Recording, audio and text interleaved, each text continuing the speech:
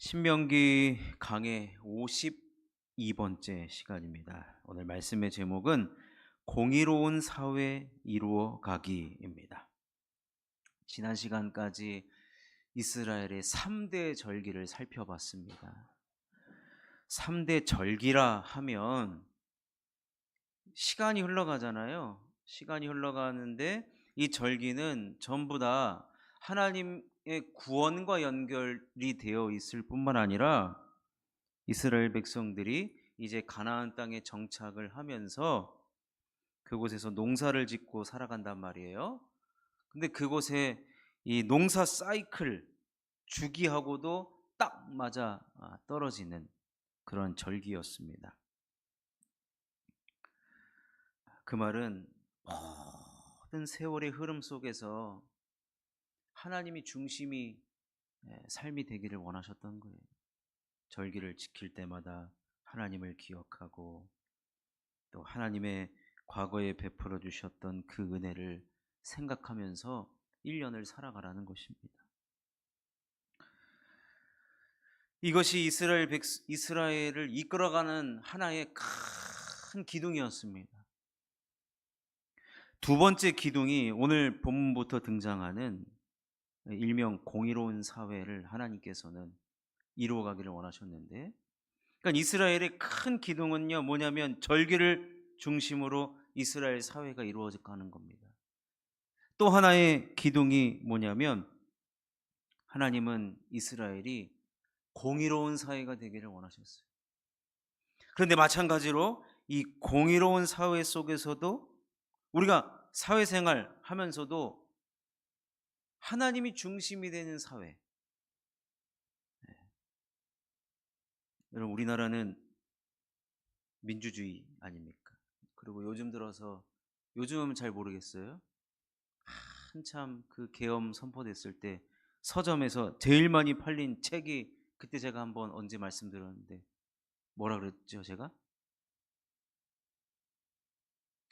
이것을 기억하지 않으시니까 제가 또 얘기할 수도 있는 예. 헌법. 예.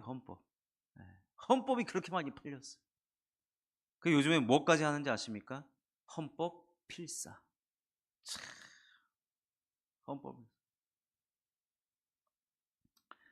우리나라가 법치주의 국가이기 때문에 그렇죠. 법을 세워가느냐 아니면 법이 무너지느냐.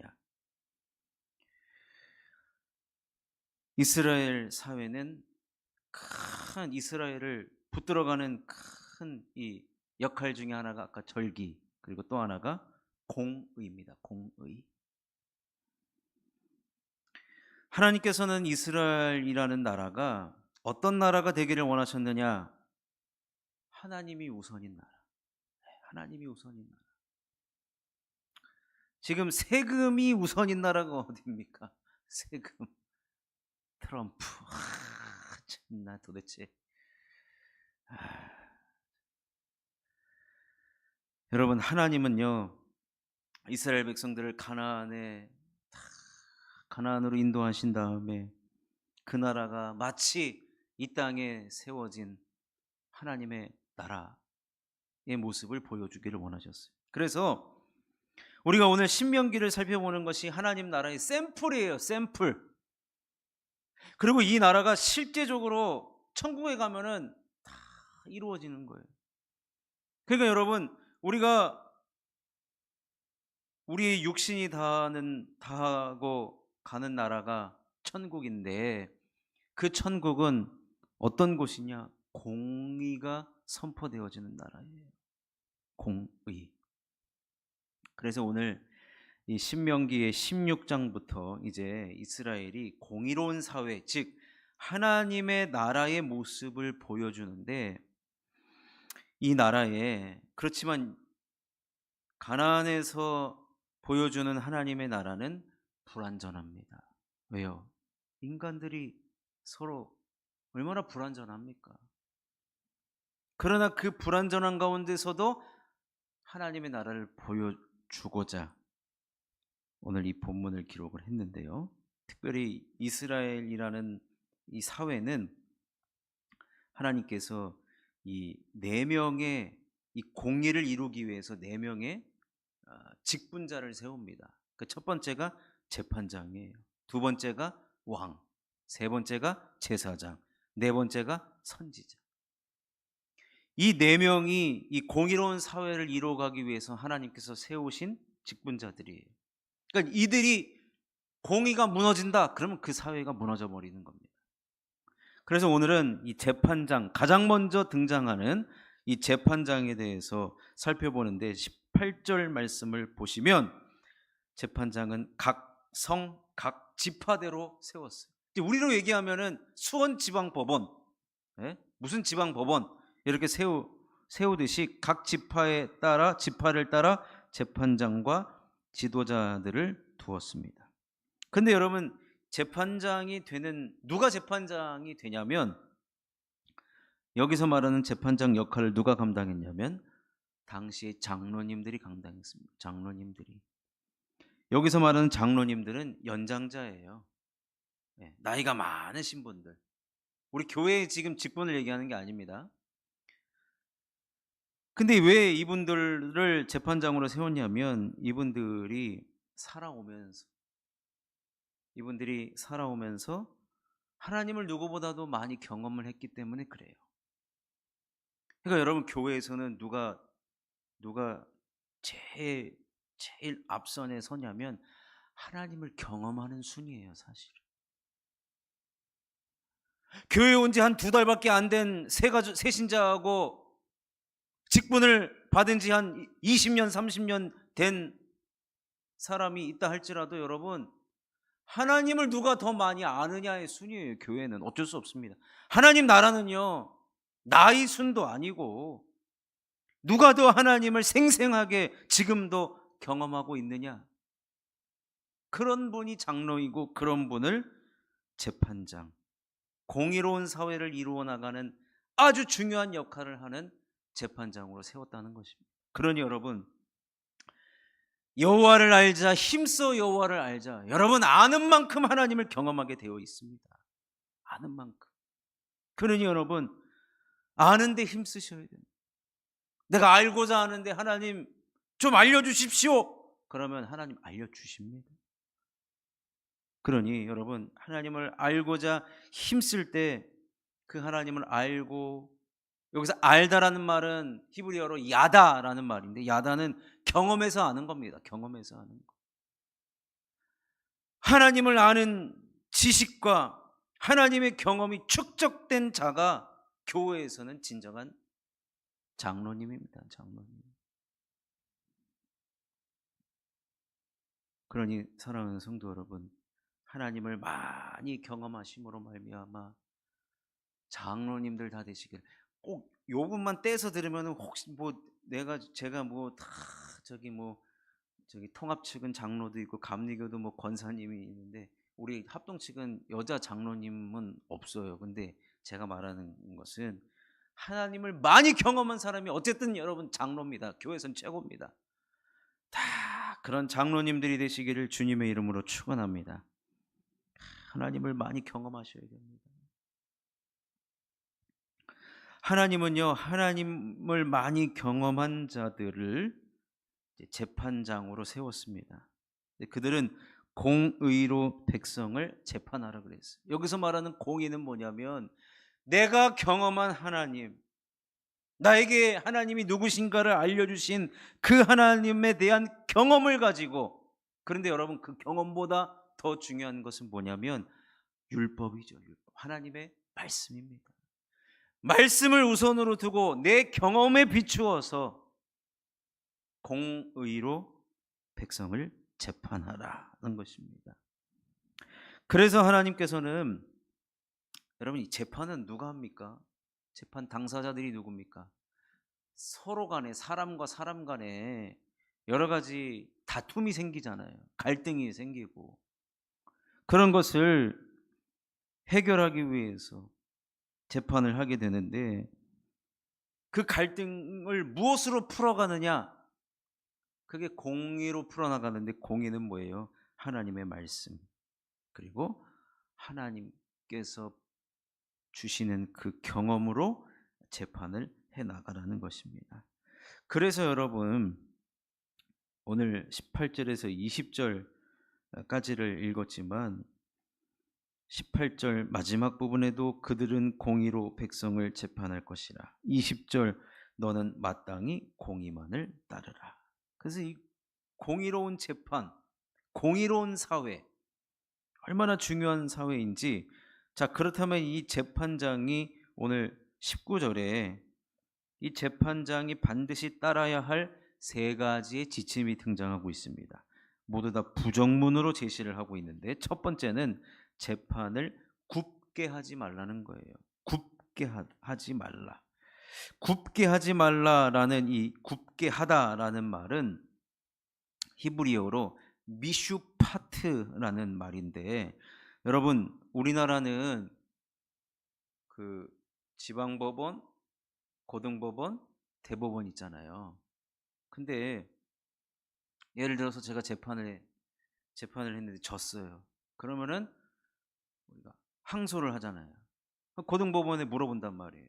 근데 고등법원에서도 이제 재판을 하게 되는데 대부분 사람들이 이제 뭐 변호사를 통해서 재판을 하긴 하는데 가장 많이 참고하는 게 뭐냐면 대법원 판례예요. 판례.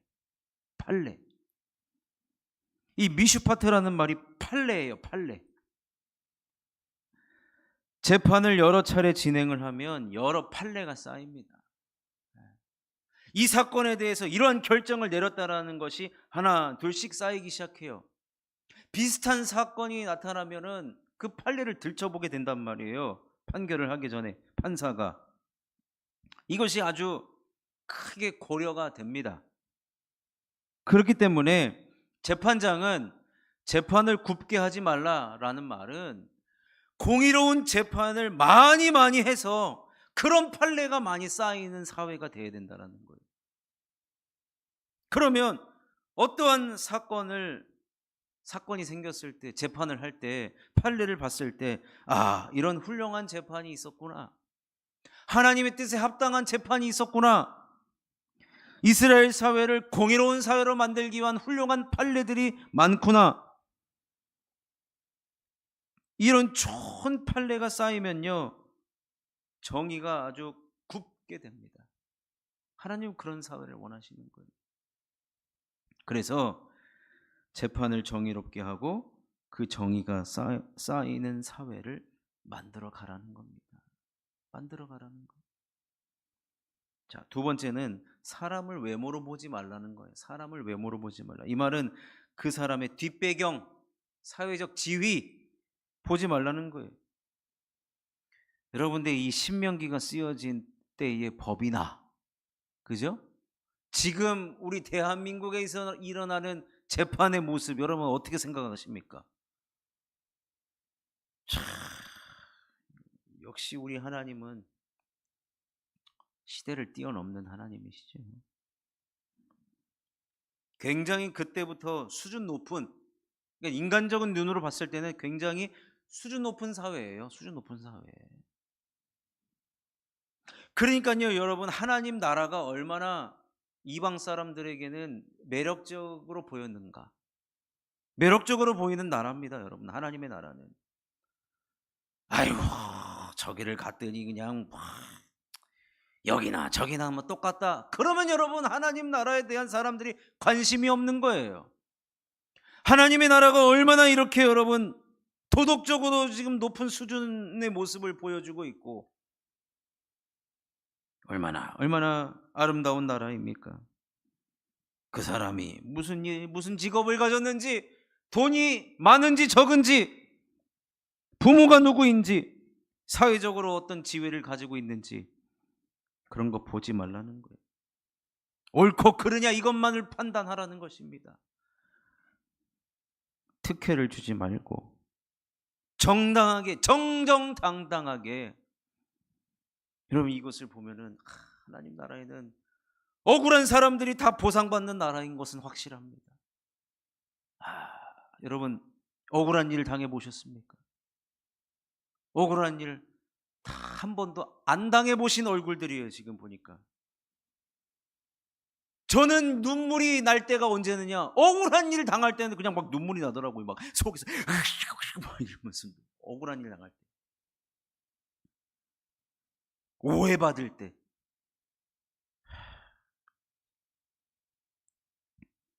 하나님 나라는 여러분 그런 억울한 사람이 없는 나라입니다. 그래서 사실 이 말씀을 보고서 사람들이 우리 기독교 사회를 유토피아 이상향으로 만들어야 되겠다. 시도를 많이 하지 않습니까? 많이 했어요. 그래서 그런 시도했던 사람들이 나중에는 어떤 사람들이 시도했느냐? 맨 마지막에는 공산주의자들이 시도를 했던 거예요. 그러나 결국에는 공산주의자들이 기독교를 가장 핍박하는 사람들이 되었다라는 겁니다. 아이러니하죠. 자, 세 번째로는 뇌물을 받지 말라는 거예요. 뇌물. 여러분, 왜 뇌물을 받으면 무슨 일이 벌어지느냐? 뇌물은 지혜자의 눈을 어둡게 하고 의인의 말을 굽게 하느니라. 옛날에 옛날에 국민학교죠. 국민학교 반장이 되려 그러면은 엄마가 학교를 몇 번을 가셔야 돼요. 여러분, 제가 반장을 했겠습니까? 안 했겠습니까? 반장을 한 번도 안 했어요. 그때는 치맛바람이 얼마나 센지.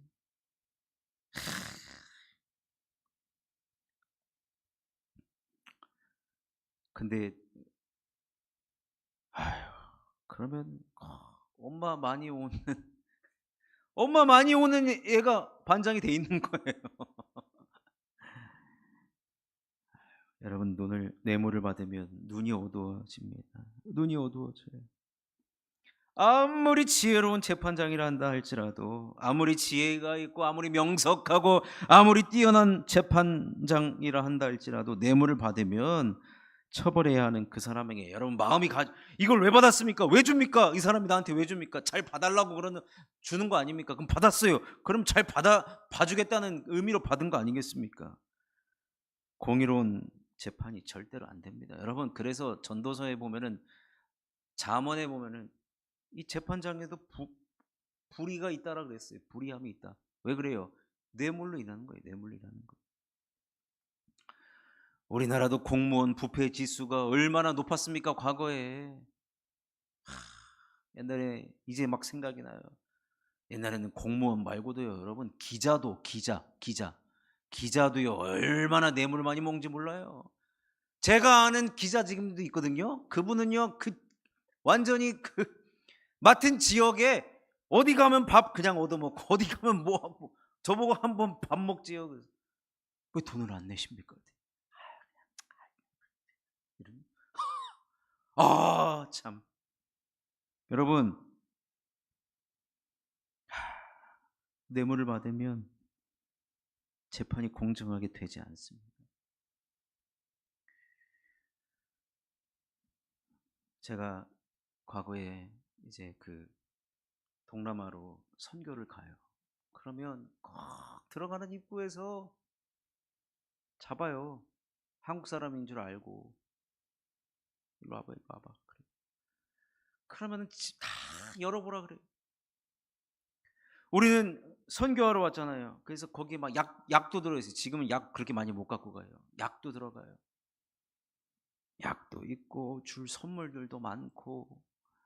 뜯어보라 그래. 이거 뭐냐고, 이거 팔로 왔냐? 그래요.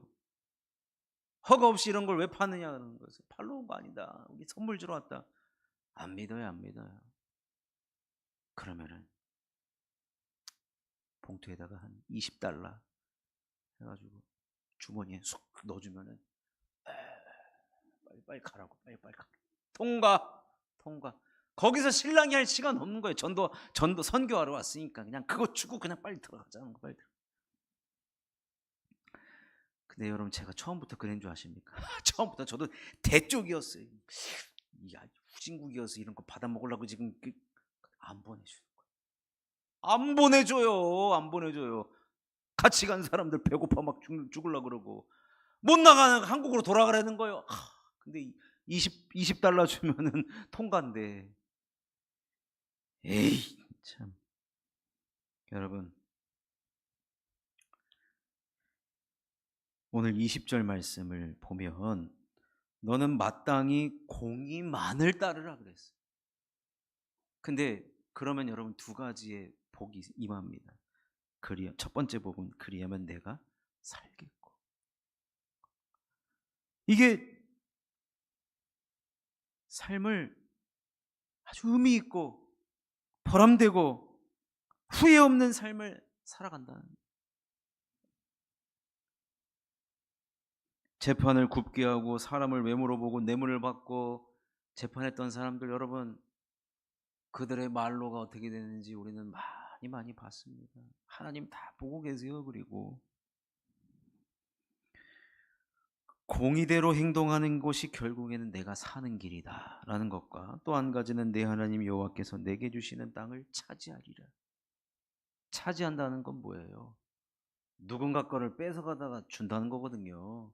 그럼 누굴 거 뺏어줄 것 같습니까? 똑같이 공의로 재판하고 있는 재판장 장로님의 땅을 빼앗아 주시겠습니까? 아니면 뒤로 뇌물 다 받아먹는 그 사람 것을 빼앗아 주시겠습니까? 우리 하나님 공의로운 하나님이거든요.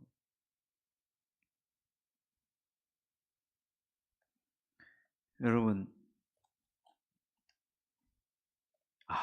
이거를 보면요, 우리가 살고 있는 세상뿐만 아니라 내가 거하고 있는 일터, 내가 거주하고 있는 삶의 터전에서 하나님의 공의를 실현하는 자, 그런 자는요, 이 말씀이 다 적용이 되는 겁니다. 어떻게 적용이 돼요? 사람답게 사는 거예요. 떳떳하게 사는 거예요. 예전에 제가 학교 다닐 때요, 저는 중학교 1학년 때 담임 선생님, 근데 이름은 까먹었어요. 남자 선생님인데 수학 선생님이었어요. 그런데요, 제가 남중을 나왔거든요. 제가 어디 봐서 남녀공학을 다니게 생겼습니까? 남중 남고, 심지어 신학과도 100명 중에 95명이 남자였고, 뭐 신대원은 더더욱 그렇고, 남녀, 그래서 교회 오니까 근데 여자가 더 많고 우리 집도 여자가 더 많고, 참, 제가 무슨 말씀을 드리냐, 그 중학교 선생님이 앞으로 남자들이 커가면서 지켜야 되는 여러 가지 뭐 매너 막 이런 걸 막 가르쳐 주세요. 중학생 남자애들이 무슨 생각을 가지고 살겠습니까? 그런데 그게 머릿속에 싹 박혀요. 뭐냐면 나중에 양복을 입을 때 뭐 이렇게 입어라 뭐 그런 것까지 얘기를 해줘요. 근데 제가 기억나는 건 한 가지, 뚜렷하게 기억나는 건 뭐냐면요, 남자가 50세쯤에 공직에 나갈 수 있다, 그 얘기 하시는 거예요. 그러면서 50세쯤에 공직에 나갈 텐데 그거 뭐 내가 나간다고 해서 나가는 사람도 있지만 나라에서 부를 수도 있다는 거예요. 그러면 청문회라는 걸 하는데, 그럼 내가 살아온 흔적들을 다 조사한다는 거예요. 그렇기 때문에 잘 살아라는 거예요. 부끄럼 없이 살라는 거예요. 우리가 무슨 인사청문회만 하면 아주 그냥 나라가 뒤집어지지 않습니까? 그놈의 전입신고는 왜 이렇게 많은지, 여러 가지 특혜 채용이 왜 이렇게 많고,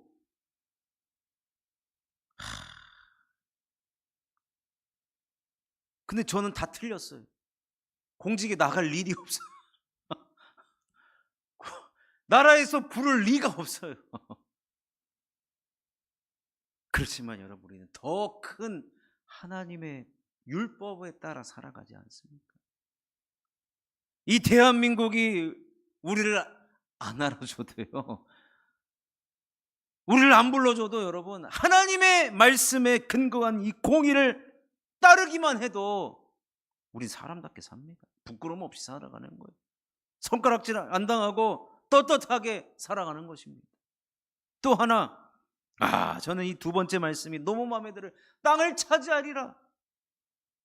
빼앗아도 주신다는 것. 그만큼 우리 하나님은 우리가 이 땅에 하나님의 나라의 모습을 보여주는 이상 그 공의를 가지고 따르기를 원하십니다. 여러분 삶의 현장에서 법을 지키는 것을 넘어서서 주변에 이런 분들 많이 봐요. 법 없이도 잘 살 사람이다. 그런 사람 주변에 계시죠? 예. 근데 여러분 그것만 하나님은 그것만 가지고 살아가는 게 아니다. 그것은 기본이고 우리 그리스도인들에게는 이 공의, 하나님의 말씀, 하나님의 뜻, 하나님이 중심된 삶, 1년 사이클이 돌아갈 때 여러분 무엇이 여러분들의 삶의 기준입니까? 우리 그리스도인들은 3대 절기, 제가 여기에 모든 절기의 완성자이신 예수 그리스도까지 하면 4대 절기를 중심으로 우리는 살아가야 돼요. 그러니까 지금 여러분 우리에게 다가오고 있는 부활절은요 너무나도 우리들에게 중요한 절기입니다. 그리고 이런 절기를 중심으로 신앙생활만 해도요 기본 이상은 다 합니다. 기본 이상은. 그러니 사랑하는 성도 여러분, 너는 마땅히 공의만을 따르라. 근데 잘 보십시오. 여러분 민주주의는 다수결의 원칙이잖아요. 우리나라는 그 투표를 해가지고 한 표만 많아도 당선이 되고 그 사람은 그냥 떨어져 버리는 거예요.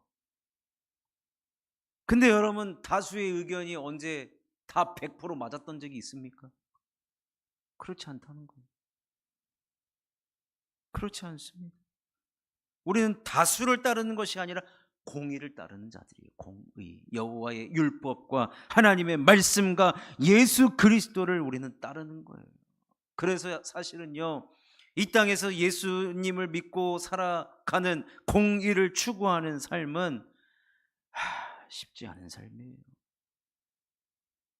하나님께서 가나안에 들어가서 공의로운 사회를 만들기 위해서 재판장, 왕, 제사장, 선지자 이 4명에게 각자의 역할을 부여해요. 이제 그걸 이제 쭉 살펴볼 텐데 성공하느냐? 그렇지 않다. 처절하게 실패합니다. 안 돼요. 잘할 것 같잖아요. 안 돼요. 안 돼요. 바로 다음 주에 살펴볼 그 말씀부터 벌써 이스라엘이 무너집니다. 기가 막힐 노릇이죠. 이 말씀을 하는 순간에도 이스라엘 백성들은 공의와 빠이빠이 한다니까요. 다 지킬 것 같아 보이지만. 그래서 오늘 3절밖에 안 읽었잖아요. 원래 오늘 주보에 나온 걸 나머지 17장 13절까지가요. 이 재판의 영역에서 우상 숭배의 부분이 등장을 합니다. 근데 이렇게나 많이 등장을 해요. 제가 3가지 뭐라고 얘기했습니까? 공의를 따를 때 재판을 굽게 하지 말고 사람 해물어 보지 않고 뇌물을 받지 말라고 했잖아요. 그런데 이 3가지를요 그냥 한 번에 무너뜨리는 게 뭐냐면은 우상숭배예요. 우상숭배. 저는 깜짝 놀랐습니다. 왜 깜짝 놀랐느냐? 아니 요즘 돌아가는 세상을 우리가 봤잖아요. 야, 법을 무시하는 우리가 아니 어떻게 저렇게 법을 무시할까 하잖아요. 그 원인이 뭘까 보니까 다음 시간에 보면요, 여러분 다음 시간이 아니더라도 바로 읽어보면은 이 우상 숭배와 자기 숭배 사상이요 법이고 뭐고 법 위에 존재한다니까요. 그런 사회는요 결론이 뭐냐면요 무조건 망하게 된다는 거예요. 망하게 된다는 거. 이거는 다음 시간에 살펴보겠습니다. 궁금하셔도 다음 주까지 기도하면서 참으시고, 그냥 참으면 병나요. 기도하면서 참으시고. 어쨌든 여러분 오늘 말씀의 결론은 하나님께서 원하시고 하나님께서 세워가시고자 하는 나라는 여러분 그렇다고 해서 이 재판장의 직업이 하나님 보시기에 제일 중요하다 그런 말로 하는 게 아니에요. 오직 하나님이 중심이 되는 나라. 1년의 모든 삶의 사이클이 내가 아니고 하나님이 중심이 된 나라. 심지어 사람과 사람 사이에 있는 여러 가지 갈등의 문제들도 하나님이 그곳에 개입하고 하나님의 공의가 드러나는 그런 나라를 하나님 원하신다라는 거예요. 하나님 중심의 삶을 살아가기로 다시 한 번 더 결단하며 마땅히 공의만을 따르는 저와 여러분이 되시기를 주님의 이름으로 축원합니다.